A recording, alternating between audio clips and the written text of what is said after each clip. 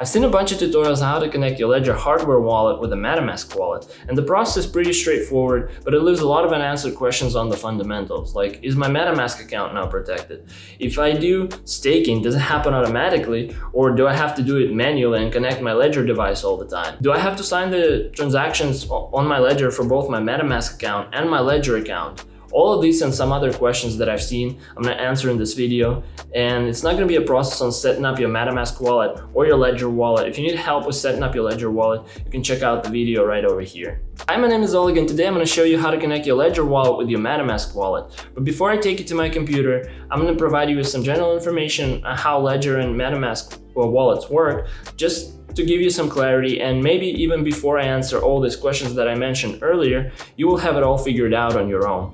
And if it's still not quite clear, stay tuned till the end of the video and I'll answer some of the common questions that I've seen being asked. If you're watching this video, chances are you've heard about blockchain, which is the underlying technology for all the crypto space. Blockchain, in the most simple term, is a digital ledger or a digital database that contains records that are called blocks that are connected through cryptography. And each block contains the information about the previous block. So whenever somebody else sends you crypto, or you send somebody else crypto, or you do any other type of transaction on the blockchain, such as swapping or staking, all that information is being recorded in a block. And that block also contains the ownership information for the token and the amount. And by ownership information, I mean the wallet address that has the rights to a certain amount of token on a blockchain. Having said that, I'm just trying to clarify a common misconception that the digital wallets, being hot or cold, contain all this crypto inside of it, which is not the case. All the crypto is being stored on the blockchain. But what a digital wallet does is provides the ownership information to the blockchain in the form of a pair of keys, which is a public key and a private key. And this is what any type of crypto wallet such as MetaMask or Ledger is holding, a pair of keys. They also provide you with user interface for you to see what type of tokens and how many of these tokens you have rights to. And this is why you would use the combination of Ledger and MetaMask, because you get the security of the cold storage where your private keys are stored in a location that has no access to the internet. And also, whenever you need to sign the transaction, you have to do it physically pressing the button on the Ledger device. But you get the user interface of the MetaMask wallet, and it makes it so much easier to connect to the apps. Now, before I'm going to show you how to connect the two, let me explain how both of them work. And the first thing that you do when you set them both up is that they're going to generate your seed phrase. And it's going to be a 12 to 24 word seed phrase. For Ledger, it's going to be 24 word seed phrase. For MetaMask, it's going to be 12 word seed phrase. You can also call your seed phrase your master seed phrase or your master private key, and that's because both MetaMask and Ledger can have multiple accounts, and all of these accounts are gonna have separate private keys. So anytime you create a new account with MetaMask or with Ledger, it gets assigned a new private key. And in order for you to recover all of these accounts or all of these private keys, you have to know the master seed phrase for each wallet. Since MetaMask is a hot wallet and Ledger is a cold wallet, they both have different ways of storing your private keys. MetaMask stores the private keys in the cache of a browser that you use for the desktop version, or in the cache of the mobile app for iOS or Android. And in case of a Ledger, your private keys are stored on the device itself and they never leave the device. And that's why cold wallets are considered to be more secure than hot wallets. Because if someone can hack your computer or your browser, they can technically get access to your private key and use it to steal your funds. That's why Ledger is more secure than MetaMask. When you connect your Ledger wallet to a MetaMask wallet, neither of both know each other's private keys or seed phrases. They're two separate entities. And the only thing that the MetaMask wallet knows about your Ledger wallet is the public keys. That way it can provide you with all the information about the type of tokens that you have on your Ledger wallet and the type of accounts that you have on your Ledger wallet. And to answer one of the questions that I saw, if you have your MetaMask linked to your Ledger wallet and your MetaMask wallet gets hacked, the only thing that's being compromised here is your MetaMask wallet, because your Ledger wallet has a different seed phrase, so they won't be able to access the funds on your Ledger wallet. And that's why the transaction signature also happens differently for your MetaMask account and your Ledger account connected to MetaMask. In case of a MetaMask account, you only have to hit confirm button on the UI, because That button basically confirms your signature with the private key that is being stored in the cache. But when there is a transaction that you need to perform for your Ledger account through your MetaMask wallet, then the first thing that happens is that MetaMask sends the request to Ledger to approve that transaction, and you have to pick up your Ledger device and physically press the buttons to approve that transaction first, and only after that you hit confirm for the MetaMask UI to approve that transaction completely. And the same thing happens when you transfer your crypto from your MetaMask wallet to your Ledger wallet. You don't have to approve it on the Ledger device, you just have to press the confirm button on the MetaMask UI itself. But when it's the other way around, you have to physically press the buttons and after that hit confirm on the MetaMask UI for the transaction to go through. Alright, I think it's about time we jump into my computer and I'm going to show you how to connect the two. Alright, so we are now inside of my computer, and the first thing that you need to do before we're going to connect MetaMask and Ledger is to set up both of the wallets. And if you don't know how to do it, you can check out this video on how to set up your Ledger wallet. If you don't know how to set up your MetaMask, you can drop down a comment below and I'll record a video on how to set up your MetaMask wallet. But once you have them both set up, the first thing that we're going to do is we're going to go into the Ledger Live app, which is the app for your Ledger hardware wallet, and you're going to check that your firmware is up to date. If it's not, please go ahead and update the firmware. And the next thing that we're going to need to do is we're going to need to install our Ethereum app. So the way that Ledger Live works is that it's basically providing the UI for your Ledger device.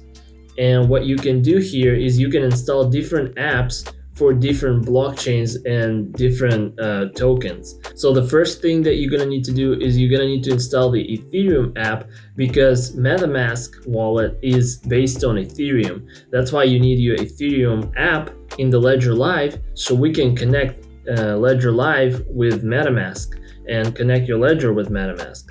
So please go ahead and do that. And if it's already installed and you have any updates on it, you can also click update right here. You'll see update button and update it before you connect it as well. Now, when you create your Ethereum app, it's going to ask you to add an account.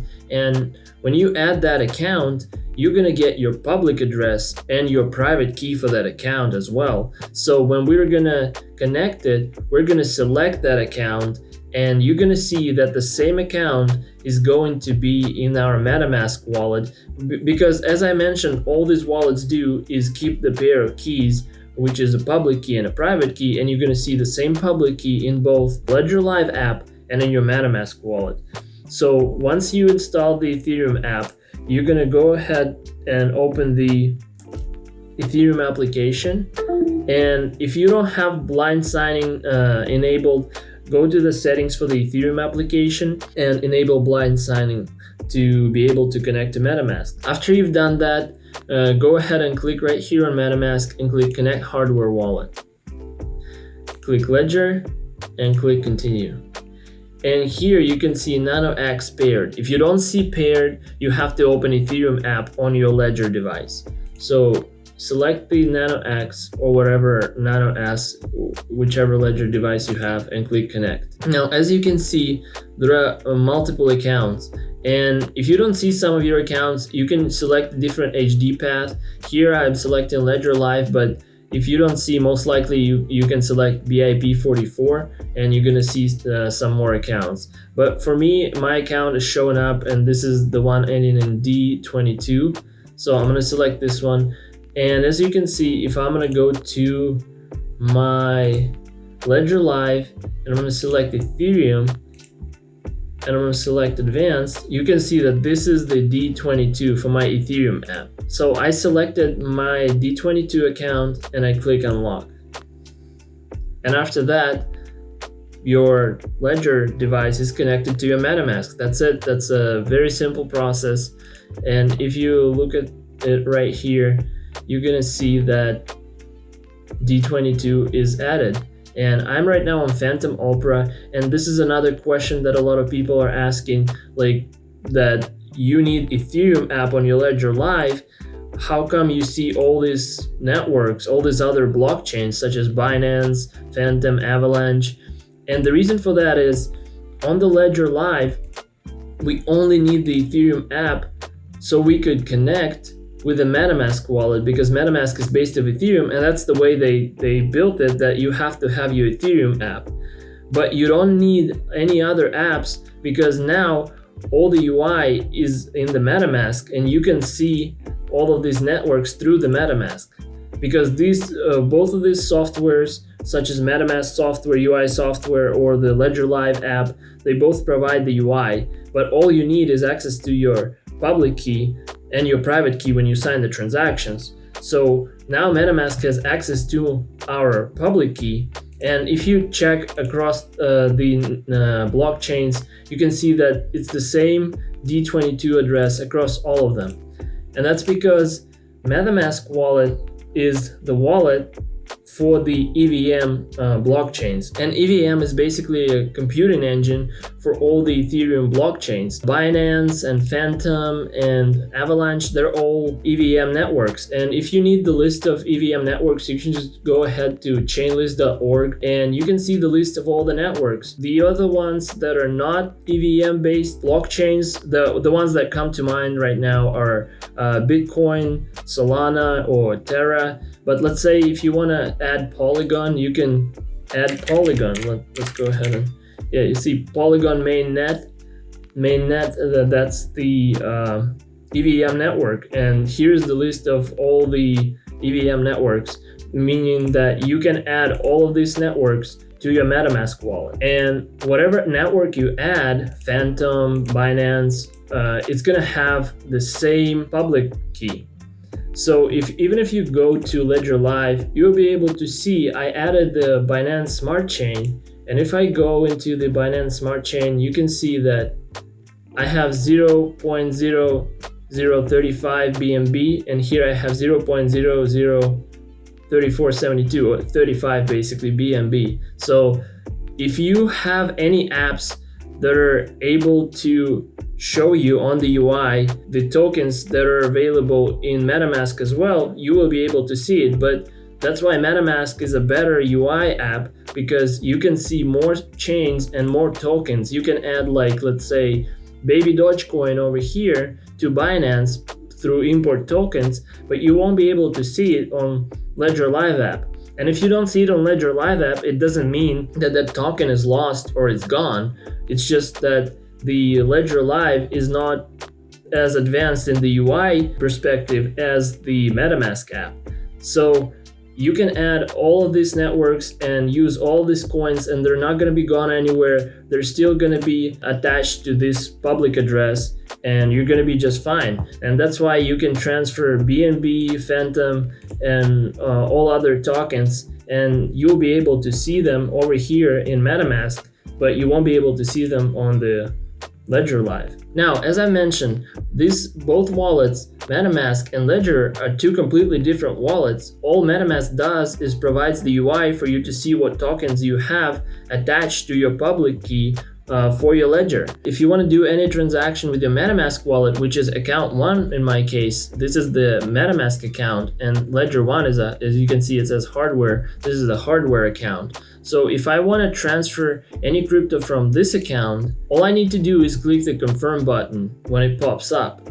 But if I want to transfer from my Ledger 1 account, the first thing that's going to happen is it's going to send me requests to my Ledger device, and then I'm going to have to physically press the button to approve the transaction. After that, the confirm button is going to be enabled, and I'll be able to confirm the transaction over here on the MetaMask.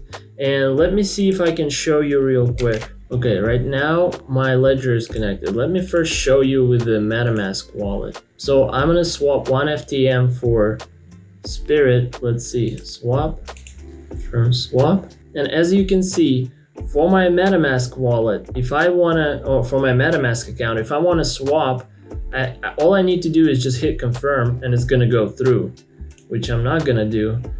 Now, if I switch to my Ledger account and I'm going to hit swap, confirm swap,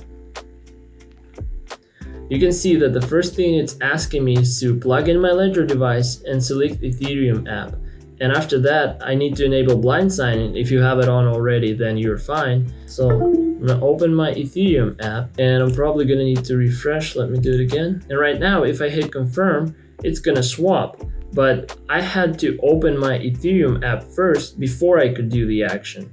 And that's how Ledger device connected to MetaMask makes it so much secure, because you have to physically approve the transaction on your Ledger device, even though it's connected through MetaMask. And remember that your private keys are stored on the hardware wallet over here, but for MetaMask account, it is stored in your browser's cache. And if anything gets hacked, if your computer gets hacked or your browser gets hacked, then this can be exposed and stolen, and somebody can use the private keys to steal your funds. And now that I have my Ledger wallet connected to my MetaMask wallet, I don't have to have my physical wallet connected all the time in order for me to see my balances on the Ledger wallet, or in order for me to get any type of staking rewards, for instance. I don't need to do anything. Now the only time when I need to connect my hardware wallet back to my computer is when I need to sign any type of transaction that happens on the blockchain that involves